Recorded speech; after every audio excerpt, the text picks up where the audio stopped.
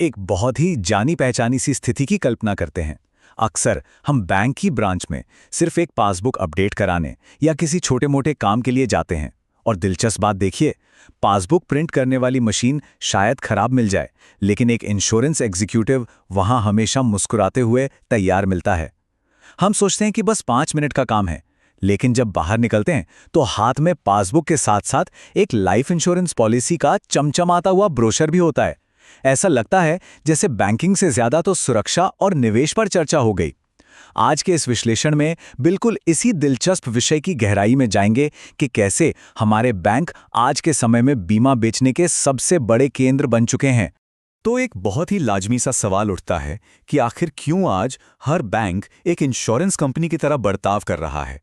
क्या ये सिर्फ एक संयोग है? जी बिल्कुल नहीं, ये एक बहुत ही सोची समझी व्यावसायिक रणनीति है। बैंकिंग की दुनिया में पिछले कुछ सालों में एक बहुत बड़ा बदलाव आया है।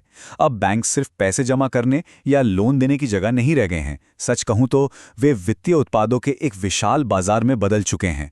और इस बाजार में जिस चीज पर सबसे ज्यादा जोर दिया जा रहा है वो है बीमा। इसके पीछे का पूरा अर्थशास्त्र समझना सच में बेहद रोमांचक है। चलिए शुरू करते हैं। आज के इस चर्चा का रोड मैप बिल्कुल क्लियर है। सबसे पहले हम इस रोजमर्रा के रहस्य और बैंक इंश्योरेंस के मूल कॉन्सेप्ट को समझेंगे। उसके बाद इसके पीछे काम करने वाले 3 मुख्य कारणों को डीकोड करेंगे: जोखिम प्रबंधन, गैर ब्याज आय और वन स्टॉप शॉप मॉडल। और अंत में कुछ बेहद महत्वपूर्ण निष्कर्ष। तो चलिए सबसे पहले बात करते हैं बैंक इंश्योरेंस के इस पूरे कॉन्सेप्ट के बारे में।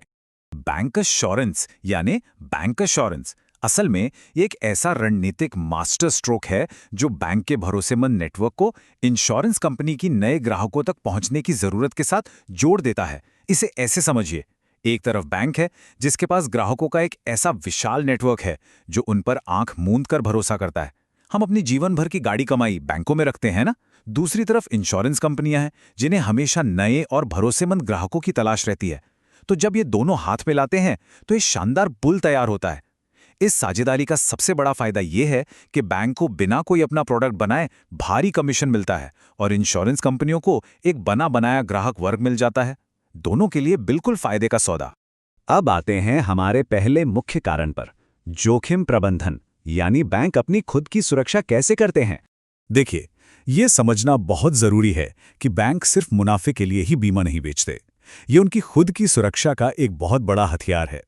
जरा सोचिए, किसी ने घर या गाड़ी के लिए एक बड़ा लोन लिया है।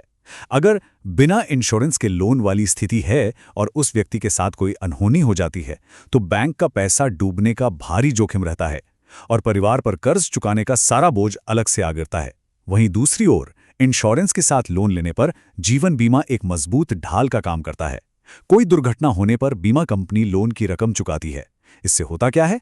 बैंक की पूंजी एकदम सुरक्षित रहती है, रिकवरी बिना किसी झंझट के हो जाती है और सबसे अहम बात, परिवार पर भी कोई आर्थिक संकट नहीं आता। ये बैंक के लिए अपनी पूंजी को सुरक्षित रखने का एक अचूक तरीका है। अब बढ़ते हैं दूसरे कारण की तरफ, गैर ब्याज आय। और यहाँ का गणित बहुत ही दिलचस्प है। इस चार्ट को ध्यान से देखिए। पारंपरिक बैंकिंग में ब्याज से होने वाला मुनाफा अब काफी सीमित हो रहा है, या कह लें कि सिकुड़ रहा है। आज के समय में लोन और डिपॉजिट के बीच का जो मार्जिन है वो कम हो गया है। इसके विपरीत जो कमीशन से होने वाली आय है उसका बार लगातार ऊंचा होता जा रहा है। इसे फीस बेस्ड इनकम कहते हैं। बैंक के लिए ये कमाई पूरी तरह से जोखिम मुक्त होती है। इसके लिए उन्हें ना तो अपनी कोई अतिरिक्त पूंजी लगानी है और ना ही कोई नया इंफ्रास्ट्रक्चर खड़ा करना है। बस अपने मौजूदा ग्राहकों को एक पॉलिसी बेची और सीधा कमीशन खाते में। यही वजह है कि अपनी बैलेंस शीट को मजबूत बनाने के लिए बैंकों की इस तरह की आय पर निर्भरता बहुत ज्यादा बढ़ गई है। अब आते हैं तीसरे और आखिरी पिलर पर, वन स्टॉप शॉप मॉडल। ये पूरी तरह से कस्टमर साइकोलॉजी से जुड़ा है। ग्राहकों को अपने साथ लंबे समय तक जोड़े रखने की ये एक बहुत ही सधी हुई प्रक्रिया है। शुरुआत होती है एक साधारण बचत खाते से, फिर फिक्स्ड डिपॉजिट के जरिए बैंक पर विश्वास और गहरा होता है। उसके बाद लेन देन को आसान बनाने के लिए एक क्रेडिट कार्ड थमा दिया जाता है और अंत में उसमें एक इंश्योरेंस पॉलिसी भी जोड़ दी जाती है। मकसद बिल्कुल साफ है, हमारी हर वित्तीय जरूरत एक ही छत के नीचे पूरी हो जाए। जब किसी व्यक्ति का खाता, निवेश, कार्ड और बीमा सब कुछ एक ही बैंक में होता है तो उसका पूरा एक इकोसिस्टम बन जाता है।